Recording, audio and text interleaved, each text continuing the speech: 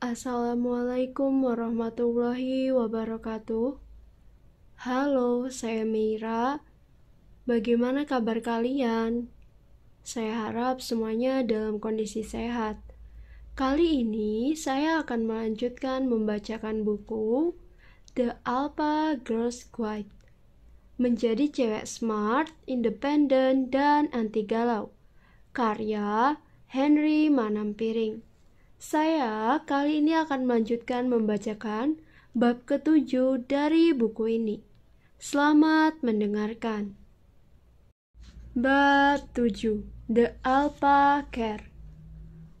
So, you aspire to be an alpha female.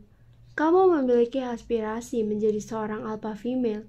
Kalau kamu saat ini memegang buku ini, mungkin kamu mempunyai segala bayangan yang indah tentang menjadi seorang alpha female.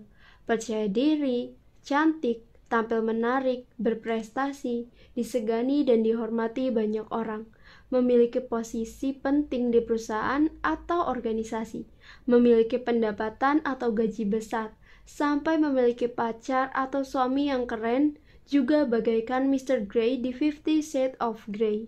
Namun di titik ini pembaca harus menyadari bahwa ada the dark side of being alpha female.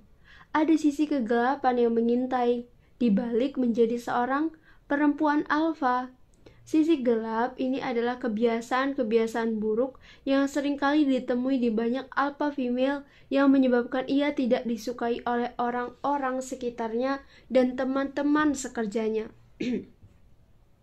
Yang pertama, mendominasi atau tidak mau kalah.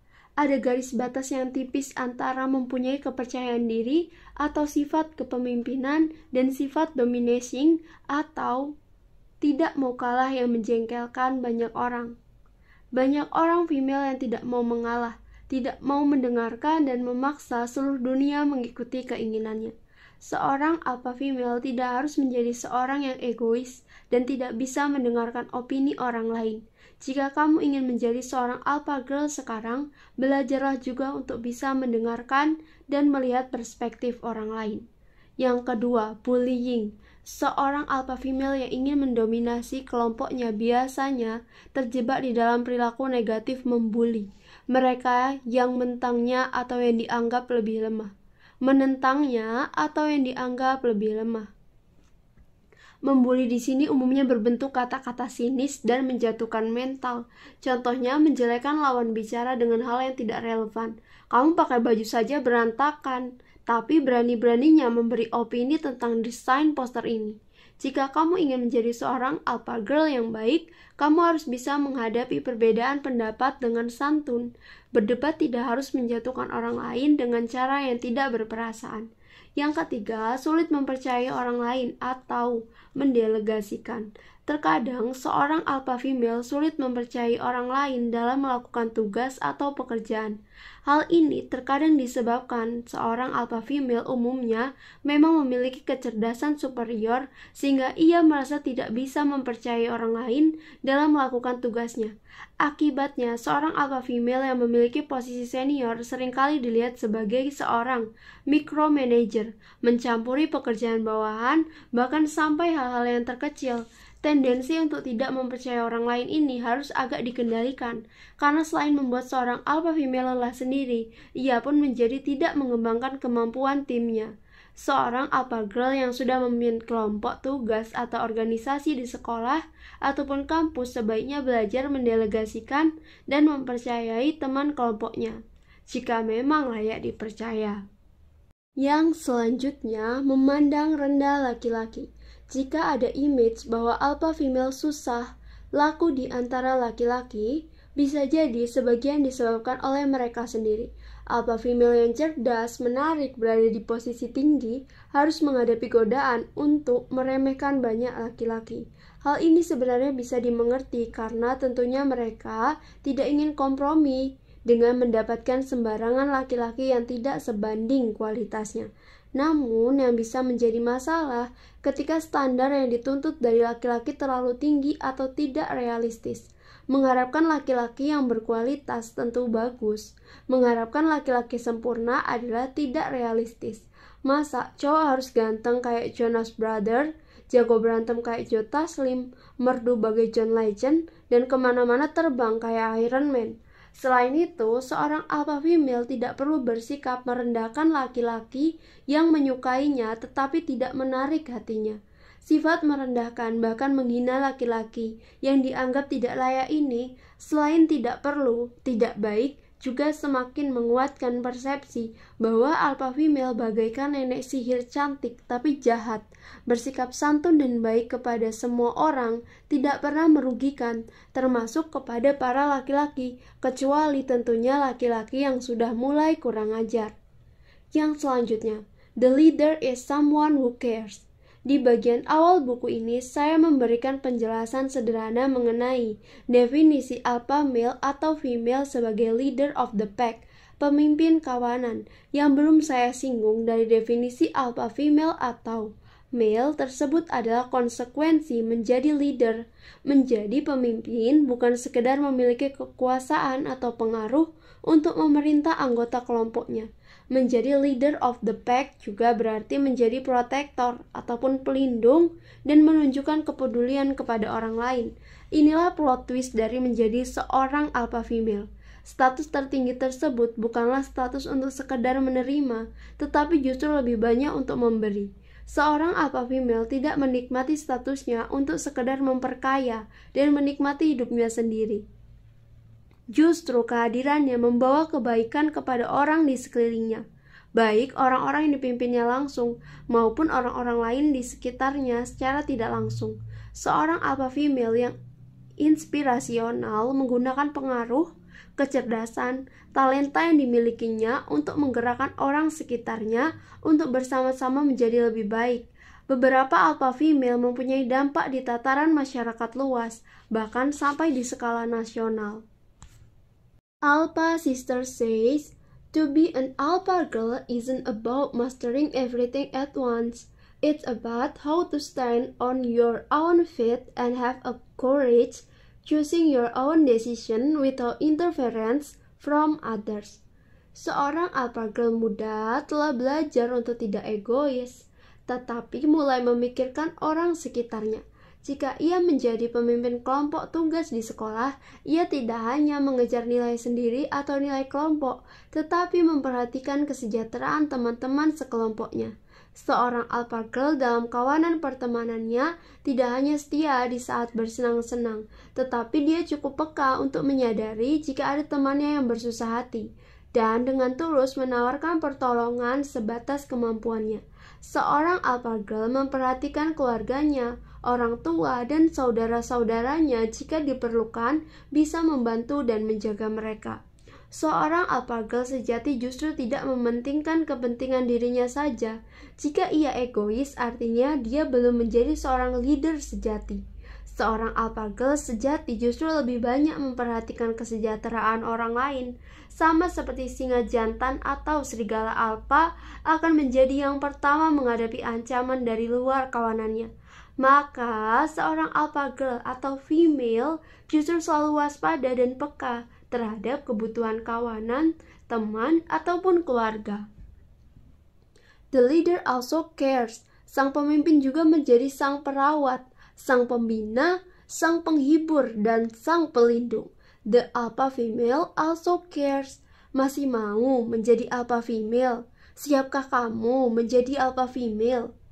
Selanjutnya, mulai dari hal-hal terkecil. Seorang alpha girl yang masih duduk di bangku sekolah atau kuliah bisa mulai melatih sifat dan kebiasaan care atau peduli dari hal-hal terkecil. Tidak perlu membayangkan bertarung membela teman-teman dari serangan Doberman, apalagi singa. Tetapi kamu bisa mulai dari hal-hal kecil seperti perhatian yang tulus dan sopan santun. Apakah kamu menyapa satpam sekolah, tukang sapu sekolah, atau staf administrasi sekolah dengan sopan dan senyuman? Apakah kamu cukup peka jika ada teman yang tersisih dari pergaulan dan mau berteman dengannya? Apakah kamu sopan kepada ibu kantin dan tidak berhutang sembarangan? Bagi yang bekerja, apakah kamu tahu nama office boy dan resepsionis di kantor? Bahkan sifat-sifat alpha female yang peduli bisa diterapkan di tempat umum. Apakah kamu mempersilahkan orang keluar dari lift terlebih dahulu? Apakah kamu sopan kepada pelayan restoran dan tidak lupa mengucapkan terima kasih? Di dalam kendaraan umum, apakah kamu memberikan kursi jika melihat seorang lanjut usia atau perempuan hamil? Kamu ingin menjadi seorang alpha female, ingin menjadi seorang leader. Tunjukkan bahwa kamu mampu untuk peduli dan memperhatikan kesejahteraan kawanmu dan juga orang-orang di sekitarmu, bahkan orang yang tidak kamu kenal sekalipun. Kalau kamu bisa melakukan itu, akhirnya orang-orang di sekitarmu akan melihat bagaimana kamu memang layak menjadi seorang pemimpin. Selanjutnya, alpha female helps other female. Najwa Shihab, seorang jurnalis perempuan senior di Indonesia, mengatakan bahwa jika dia mengadakan acara off-air di kampus-kampus, dia selalu mendahulukan penanya perempuan saat sesi tanya-jawab. Hal ini karena ia menginginkan banyak perempuan lain mendapatkan kesempatan untuk bisa berdiri dan berbicara. Bagi saya, inilah salah satu bentuk care tertinggi dari seorang alpha female. Keinginan yang tulus untuk memajukan perempuan lain. Banyak perempuan yang tidak senang melihat perempuan lain maju. Justru seringkali hati mereka diisi iri dan dengki jika melihat perempuan lain sukses. Lebih parah lagi, seringkali mereka justru sengaja menjatuhkan perempuan lain yang ingin maju. Coba kita lihat perilaku perempuan di media sosial yang seringkali menjatuhkan perempuan lain. Ini bukanlah sifat seorang alpha female sejati. Alpha female tidak menjatuhkan atau membuli perempuan lain. Justru karena ia mencapai posisi kepemimpinan dan memiliki pengaruh, ia justru ingin memajukan lebih banyak lagi perempuan lain dari belenggu keterbatasan, kebodohan, dan kemiskinan. Seandainya saja para perempuan mengurangi perilaku saling menjatuhkan dan mulai saling menguatkan serta mendukung, bersama-sama perempuan Indonesia pasti bisa lebih maju lagi. Kisah Malala. Malala lahir pada 12 Juli 1997 di Mingora, Pakistan. Saat dia masih kecil, kelompok Taliban mulai berusaha menguasai kota tersebut dan mulai menyerang sekolah-sekolah perempuan di wilayah sekitarnya. Kelompok Taliban tidak mengizinkan perempuan bersekolah. Di awal 2009, saat usianya masih 12 tahun, Malala mulai aktif menulis blog dan menceritakan kehidupan di bawah ancaman Taliban yang ingin menghalangi pendidikannya. Saat berusia 14 tahun, Malala dan keluarga mengetahui bahwa Taliban telah mengeluarkan ancaman mati terhadapnya. Walaupun Malala mengkhawatirkan keselamatan ayahnya yang seorang aktivis anti-Taliban, ia dan keluarga beranggapan bahwa tidak mungkin Taliban akan melukai seorang anak kecil. Pada 9 Oktober 2012, saat pulang sekolah, seorang laki-laki menaiki bus yang sedang ditumpangi Malala, lalu menembaknya. Malala diterjang peluru di sisi kiri kepalanya dan pelurunya bersarang sampai ke leher. Dua anak perempuan lain juga terluka di dalam insiden tersebut. Penembakan itu melukai Malala sampai kritis, bahkan sampai menyebabkan pembengkakan otak. Malala dibawa ke Inggris untuk perawatan lebih lanjut. Di Inggris, Malala harus menjalani operasi, tetapi dia beruntung tidak mengalami kerusakan otak yang berarti. Penembakan ini menimbulkan reaksi keras dari seluruh dunia dan menghasilkan dukungan internasional terhadap perjuangan Malala. Di hari ulang tahunnya yang ke-16, Malala Yousafzai memberikan pidato di Persatuan Bangsa-Bangsa. Walaupun masih di bawah ancaman Taliban, Malala terus memperjuangkan pentingnya pendidikan bagi perempuan di seluruh dunia.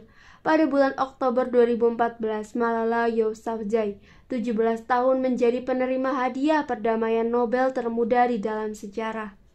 Bagi saya, inilah contoh seorang alpha girl sejati.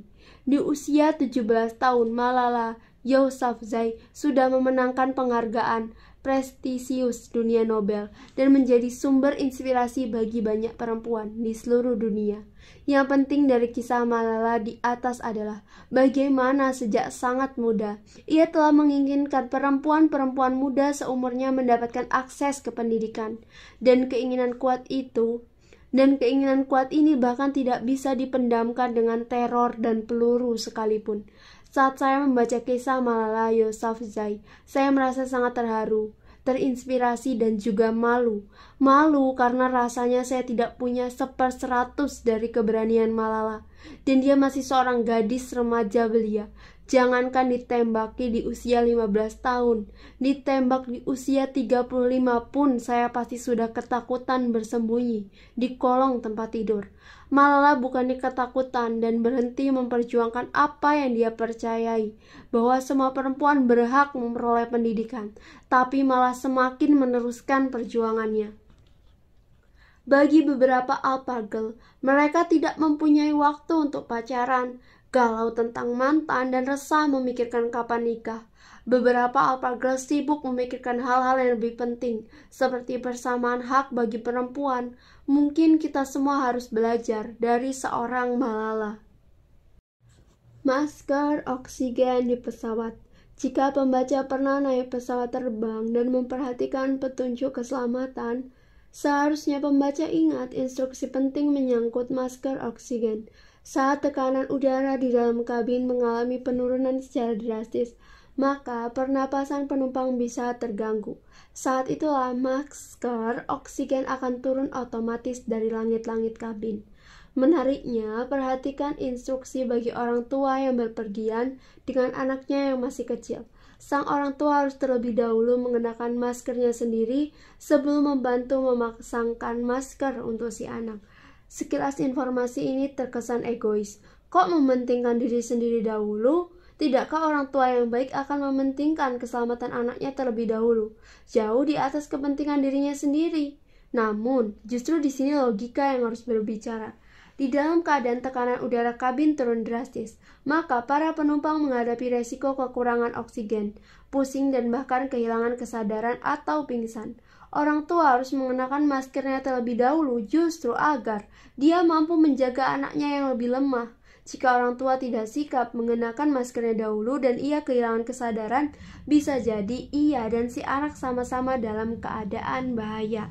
Dengan kata lain, terkadang kamu harus mengurus dirimu sendiri agar mampu membantu orang lain. Itulah esensi dari menjadi seorang alpha female atau dalam konteks kamu alpha girl. Kejarlah ilmu, prestasi, keahlian, dan segala kemampuan bukan untuk dirimu sendiri, tetapi agar kamu kelak bisa membantu orang lain. Baiklah, bagian kali ini telah usai. Terima kasih untuk teman-teman yang telah mendengarkan.